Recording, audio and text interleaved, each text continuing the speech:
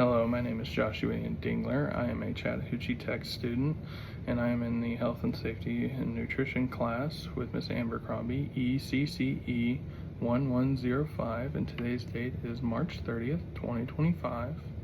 The topic I chose for today is Lyme disease.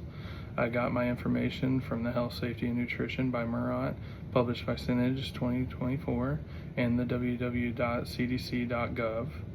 I wanted to talk about Lyme disease because it is a personal thing to me. My mother was diagnosed 10 years ago with Lyme disease and is still fighting it to this day.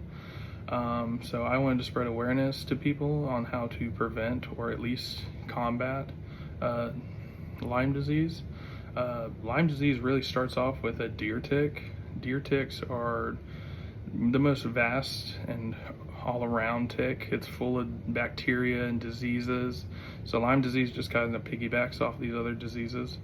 When you're bit by a deer tick, it leaves this huge red, sore, rashy kind of feeling. It kind of starts to go away and you think you're okay, but then you come down with these flu-like symptoms. So coughing, scaly skin, you feel like you gotta vomit all the time, and then that starts to go away, and like you're starting to feel a little bit better. And then after that, you start getting neurological attacks. You can't function really, you can't walk, you don't want to get out of bed, you're constantly got nausea, and you just feel ultimately sick all the time. I know that from watching my mother for a long time. She went from a healthy 28, 29-year-old mom who was working all the time to just down in bed. The best way to prevent, or at least try to prevent this, is to wear long clothes, stay out of very tall grasses, try to prevent yourself from being around animals that could be carrying these deer ticks. Overall, if you do go and get a blood test, it could be positive, it could be negative. I've seen both happen, and I read both from our CDC and our textbook. If you do get diagnosed early, you can combat it with antibiotics and other things, but ultimately the Lyme disease does like to hide behind the flu and stuff and causes the immune system to fight itself. So you're going to feel sick for a very long time. Now, thankfully, there are like stem cells and other things like this that you can help combat in your body, but it costs tens of thousands of dollars. But the one thing our books don't say is the mental health issues. And mental health, having your support group is a big thing for everyone. And I really hope that people who do get sick like this or have Lyme disease do go get, a support group or have a good family, a strong bond. Thankfully, my mother is just now coming out of it.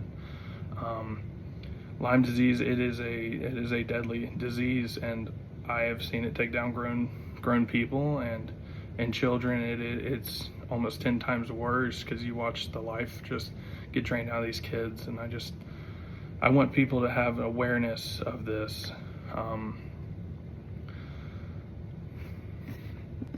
Thankfully, not all ticks carry this disease. It is mainly deer ticks or black-legged ticks. If you are bitten by one, doesn't mean you automatically have Lyme disease. Take a pair of tweezers, twist it by the head, and pull it off your arm.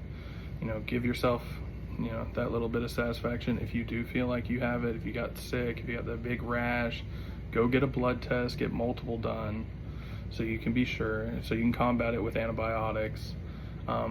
Because if this is untreated in the long term, it will cause a lot of neurological problems and mental problems. The ultimate thing of this video was to bring an awareness to it and to let people know there's actually people out there with it. Insurance companies won't talk about it, they won't cover it, the news very rarely, but it is a very real disease that it piggybacks off of other diseases, and it just causes a lot of damage to the human body. But I just wanted to make this video and let people know that there's ways to prevent it and ways to combat it. And I thank you for listening and hope you have a great day. Thank you.